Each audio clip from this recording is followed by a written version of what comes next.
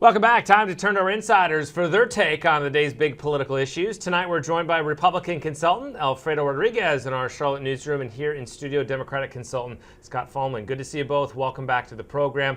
Before we get to some other stuff, obviously one of the big stories today is this Senate race in Alabama.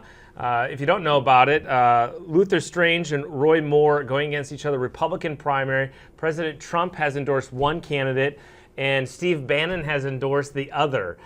Scott, if President Trump's candidate doesn't win this, does this say something, do you think, about his support, or no? Are we making too big of a deal? Well, I think it's a little bit too big of a deal as it relates to the president. Nothing seems to stick to the president when it comes to making one choice and it not working out for him.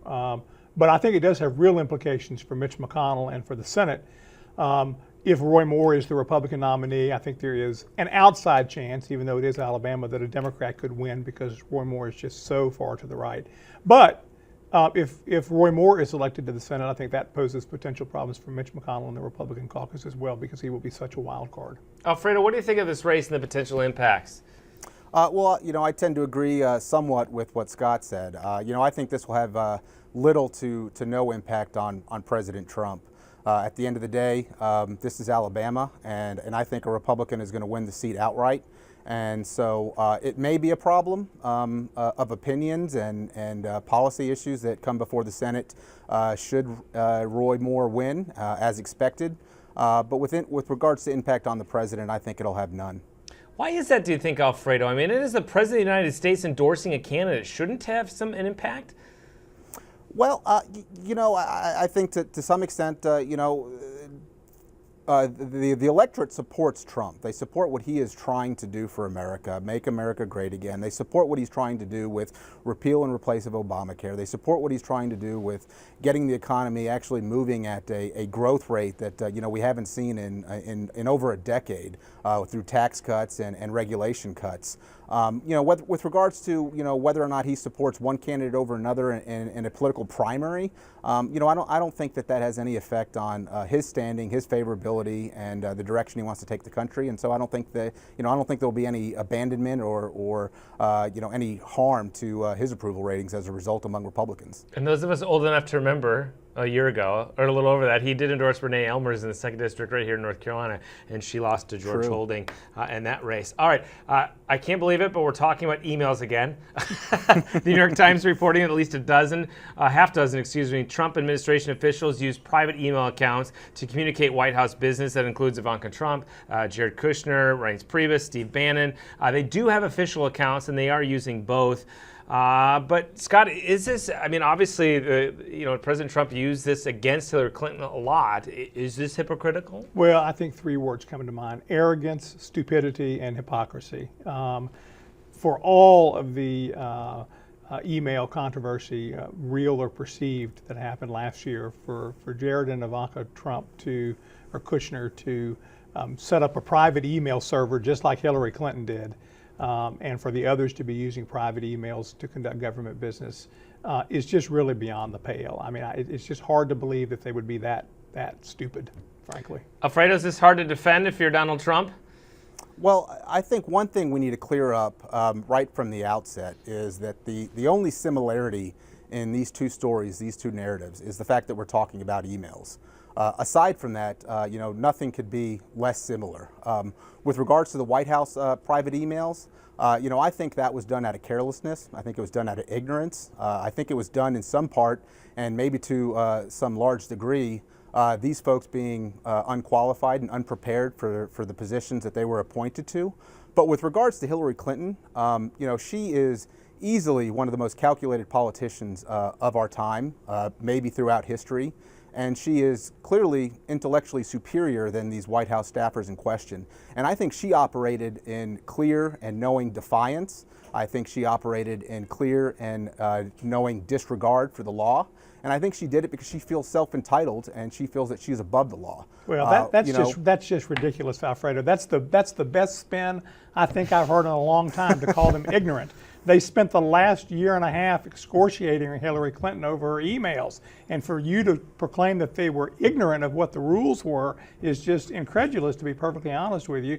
And the second point that I would make is that Ivanka and Jared did exactly what Hillary Clinton did in setting up a private server in their home or in their New York offices to house their emails. So for you to say the only common denominator here is emails is just flat out wrong. Well, I also said, and I'm sure that there will be some folks that may not agree and may take some umbrage with what I'm saying, but I also said that some of these people were unqualified and unprepared for the positions and offices that they were appointed to. Well, that's a real faint, damned praise, whatever the phrase is. Are you referring to Reince Priebus and Bannon and the Trumps? Well, I think I'm talking about the collective group. Hillary Clinton is a very, very smart woman, probably one of the most intellectually and superior and smarter individuals that has run for the highest office of our Scott will land. agree with you on that one, probably. Listen, I think, And she doesn't I do think anything the that oath is not defense, calculated, I and think she the did oath this out of defense that you're disregard offering on for the behalf law. of the current White House crew is really interesting. These are smart, well-educated, successful people. They were not ignorant of what the rules were because they had just spent 16 months excoriating Hillary Clinton over her email issue. So that I that's think just the argument a few months ago was that a lot of his appointments were individuals that were way in over their heads. Well, and I think that this email situation you keep saying proves that, and you're not instilling any confidence for the American people of the government. That Well, they've we got. have a new White If you House keep telling them, chief of talking about staff, how we have a new incompetent direction for and the White ignorant House. they are, that's gosh, if that's the best defense you've got, we're in real trouble for the next 3.5 years. All right, we got about a minute left here. The president did announce today that he's going to Puerto Rico next Tuesday. He was getting criticized because he was spending more time tweeting about the NFL than Puerto Rico. Alfredo, do you think the government, I'm not talking about President Trump here because Congress as well, is moving fast enough on Puerto Rico considering what it did do for Houston and Florida? So like you said, he announced today that he's going to be visiting Puerto Rico. I think it's clear that he recognizes the damage and devastation that has befallen Puerto Rico. But let me say this, that to question that his tweeting about NFL players kneeling before the anthem. There's this new fad in our political discourse that anytime a white man and a black man disagree on anything, whether it's 2 + 2 is 4, whether it's healthcare policy, whether it's the sky is blue, or whether it's whether or not we need tax cuts to jumpstart our economy, that racism exists, and that is ludicrous. We can have a disagreement in our political discourse, and that does not need to be fed by racism. And the large number of people that are perpetuating that are liberals and Democrats and the media to a large extent. Well, listen, I think even Donald Trump can do more than one thing at the same time. I think he can tweet as much as I think it's abhorrent and not in our interests. I think he can tweet all he wants about the NFL and deal with other issues at the same time. The problem is that he's not dealing with the Puerto Rico issue with 2 hurricanes hitting back to back. There needs to be more aid to Puerto Rico. There needs to be more power. Maybe Congress power as much as teams. President Trump. Well, I mean, listen, they just appropriated, I don't know, $16 billion to FEMA. Certainly some of that money, while we're dealing with Matthew here, and those funds have been stopped because of these more recent hurricanes, and it needs to be restarted. But you've got Matthew here, you've got Irma and Harvey, and now Maria. I mean, I think there's plenty of money to go around for Congress to, and time for Congress to appropriate more money. But I don't subscribe to the issue that it's racism. But going back to Alfredo's words, I think there is some incompetence involved here that we can't get more help to these people sooner. All right, gentlemen, thank you for a spirited debate. Good to see you as always. Thank you. Thank you, Tim. That's it for tonight. As always, if it's on Jones Street or Main Street, you'll find it right here on Capitol tonight. In the meantime, have a great evening.